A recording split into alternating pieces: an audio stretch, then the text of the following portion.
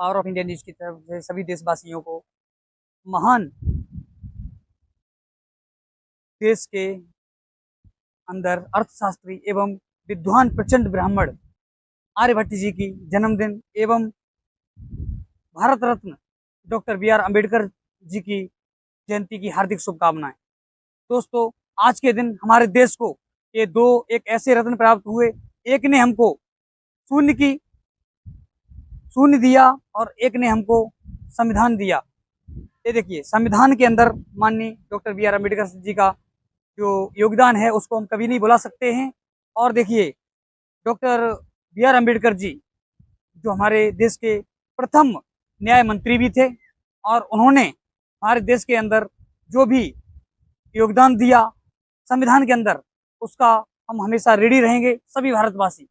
लेकिन इसके साथ में दोस्तों, हम उन लोगों को भी याद दिलाना चाहेंगे कि हम लोगों को उन लोगों को भी नमन करना चाहिए जिनकी वजह से आज हमारे देश को एक doctor B are Ambedkar ji जैसा हीरा प्राप्त हुआ था।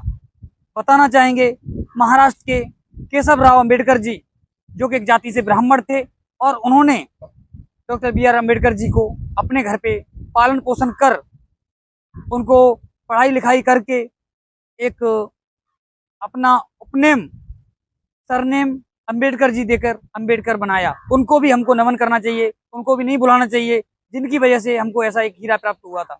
और उसके बाद में जितनी पढ़ाई करा सकते थे उन्होंने कराया जो भारत देश के अंदर थी। लेकिन जब उनको विदेश जाने के लिए जरूरत पड़ा तो अध्यापक केशव राव अम्बेडकर जी अपने मित्र एवं अपने घनिष्ठ मित्र थे उनके पास पहुंचे जो कि एक गुजरात के राजा थे गायकवाड़ जी, और वहां पर जाकर उनसे सिफारिश की और बोला कि जितनी मुझ में क्षमता थी उतना मैंने इनको पढ़ाया। इस बच्चे को, ये बच्चा बहुत योग्य है और इसके बाद में आप अगर विदेश में भेजना चाहते हो तो इसके लिए मैं सक्षम नहीं हूँ, इसके लिए आप मेरा सहयोग करिए। तो उसके लिए गायकवाड़ जी का भी धन्यवाद करना चाहिए हम सभी भारतवासियों को, जिनकी वजह से हमारे बाबा साहेब विदेश जाकर शिक्षा प्राप्त कर सके। जो अग्रिम शिक्षा थी उनकी वो विदेश में हुई थी और उन्होंने इतनी डिग्रियां हासिल की कि आज भारत के अंदर कोई ऐसा पैदा नहीं हुआ जितनी डिग्रियां उनके पास हों। और उन्होंने अपनी शिक्षा को विदेश में भी पढ़ाई करके इस भारत देश का नाम ऊंचा किया।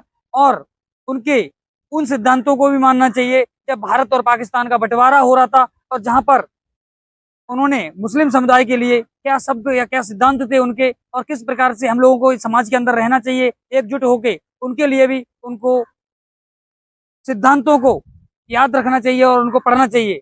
क्योंकि आज देश के अंदर कुछ लोग जात प्रथा फैलाकर हमारे अंदर बंटवारा कर रहे हैं, भेदभाव कर रहे हैं, और लेकिन उनके अम्बेडकर जी के झंडे तो लहरा रहे हैं, लेकिन कभी उनके सिद्धांतों पे झांक के देखिए उनके जो सिद्धांत थे वो क्या थे। उनके सिद्धांत हमेशा अपने इस देश के अंदर जो गलत कर रहे थे, जो देश के अंदर भेदभाव कर रहे थे, उनके प्रति भी थे। लेकिन उनके भेदभाव और उनके जो सिद्धांत थे वो उन लोगों के लिए भी थे जो हमारे देश को तोड़ना चाहते थे।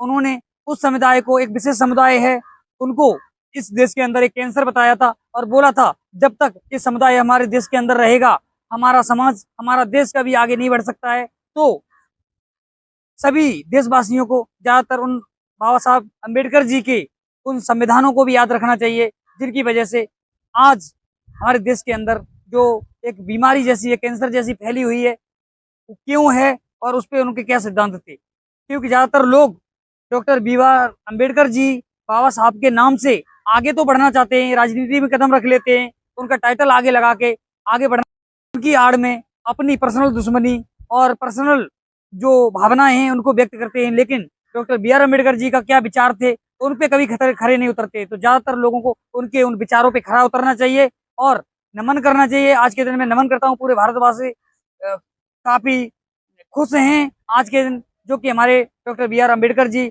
और आर्यभट्ट जी का जन्म हुआ था। और इसी के साथ में हम यही बोलना चाहेंगे कि अम्बेडकर जी के विचारों पे भी ध्यान करिए और उनको भी नमन करिए जिनकी कृपा से हमें डॉक्टर बी आर अम्बेडकर जैसा एक महापुरुष जो प्रथम न्याय मंत्री भी थे वो भी प्राप्त हुए। इसी के साथ आपका दोस्त, आपका मित्र विक्रम मिश्रा जय हिंद, जय श्री राम।